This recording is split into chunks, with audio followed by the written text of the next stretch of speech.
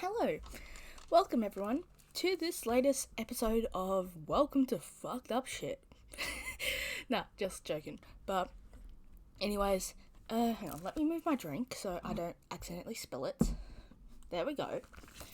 Anyway, hello, hi, welcome everyone to the channel. My name's Pen, and today I'll be reading the one shot Whenever You Call by the underscore poor underscore mafia. I love this fic. It is 1,171 words, so it's relatively short compared to yesterday's. Anyway, I hope you guys enjoyed this. This is a very small fanfiction, but I love it. It was posted only a few days ago, but yeah, I love it. Anyway, stay tuned to the end because there will be a little thing that this author is doing in case you want to join in on the action. Also, this is a ChuuAtsu, sorry. Hope you guys enjoy. Oh, hang on. I've got the summary. When the agency needs the Port Mafia's help with a case, Rampo reveals that Atsushi is dating Chuya. Hope you guys enjoyed this. Let's get into the fic. We could really use the Port Mafia's help, but I don't think they'll agree to help us with this case. Kunikita knew they could handle these ability users themselves, but it would be a lot easier if they had some more manpower.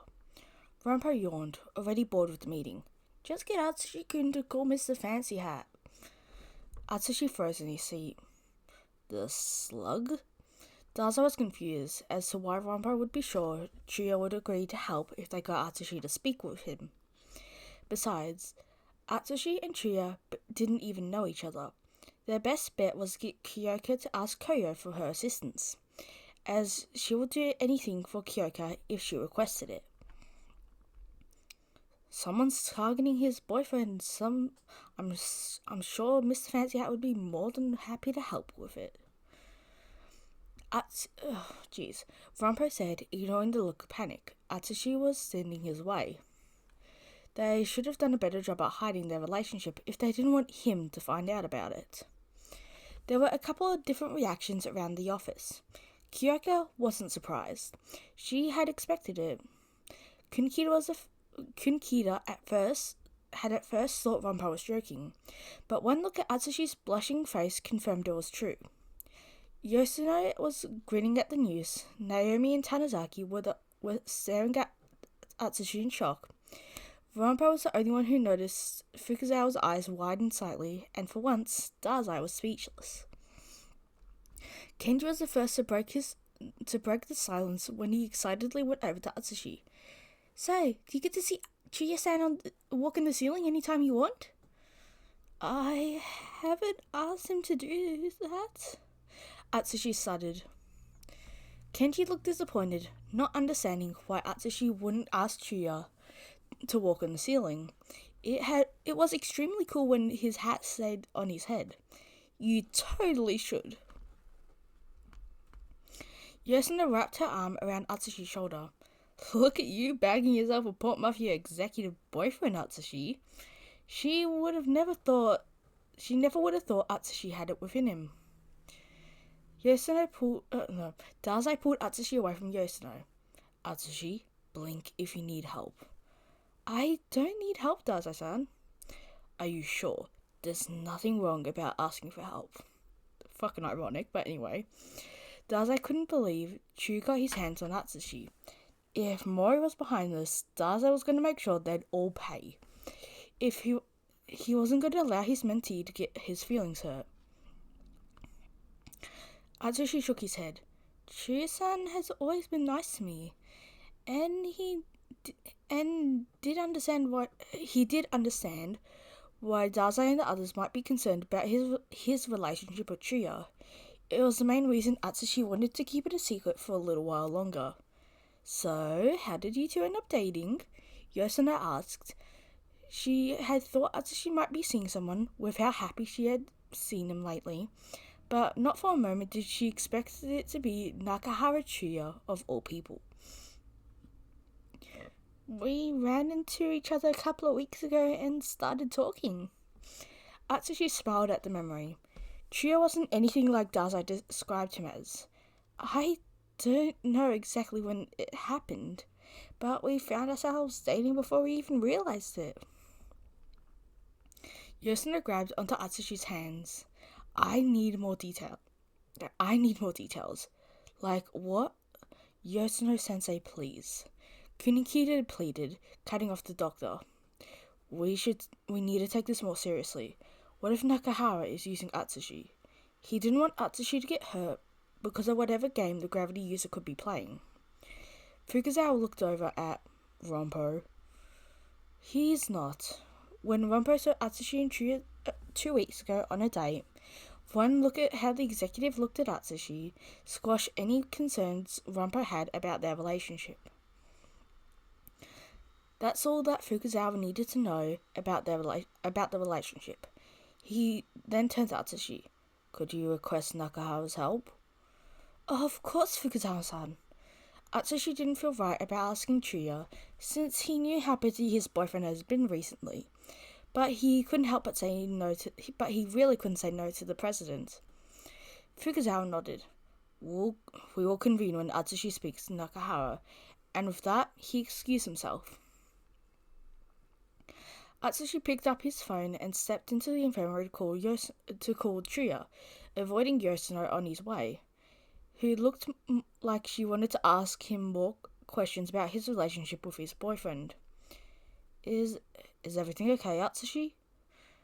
Was the first thing Chuya said when he answered the phone. Atsushi never rang when he was at work. Yeah, I'm fine, Chuya. It's just Rompo-san exposed that relationship to the agency. Atsushi should have known it would only be a matter of time before their relationship came to light. It was impossible to keep anything from Rompo. Chuya sighed. Of course he did. That detective was going to find... That detective was always finding out people's business. So, what does he want? I don't feel like you have to say yes because it's of me, but would you be able to help us on a case? That wasn't what Chuya had been expecting Atsushi to say. Must be serious if your president wants to support Mafia's help. Well, there are a few ability users that kind of want me dead.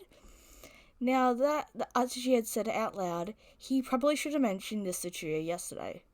What? And he didn't tell me, Atsushi? Chuya knew they agreed not to speak about work, but he hadn't thought Atsushi would not tell him when people were out to kill him.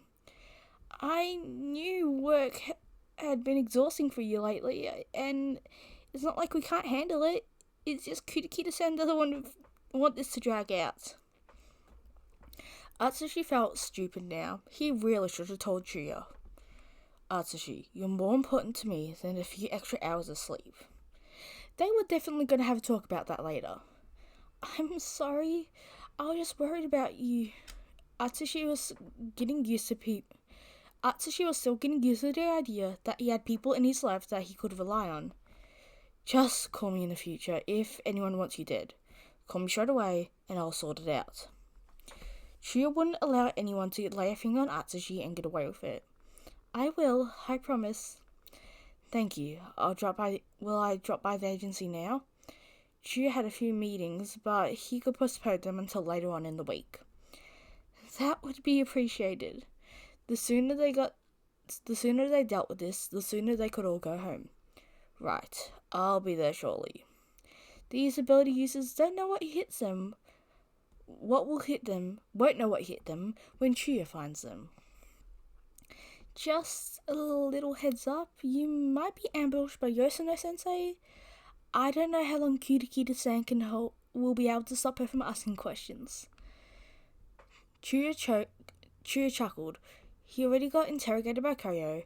He was sure he could handle the agency's doctor. Dazai would be the one Chuya would be more concerned about. He didn't know how Dazai would take to dating his mentee.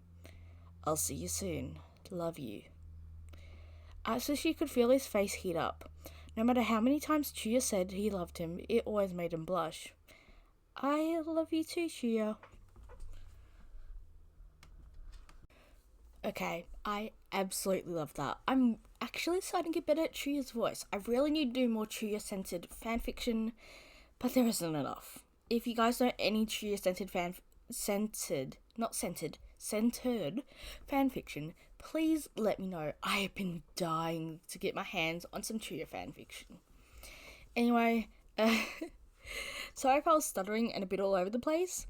I've only had energy drinks today, and it's 11 o'clock at night. Yay. Anyway, make sure to take care of yourself. Not like I'm doing, but take care of yourself better than me. It's not like it's that bad. There's only heart attacks on my dad's side of the family. Yada, yada, yada. Anyway, take care of yourself better than I'm taking care of myself. And I'll see you guys later. Bye-bye.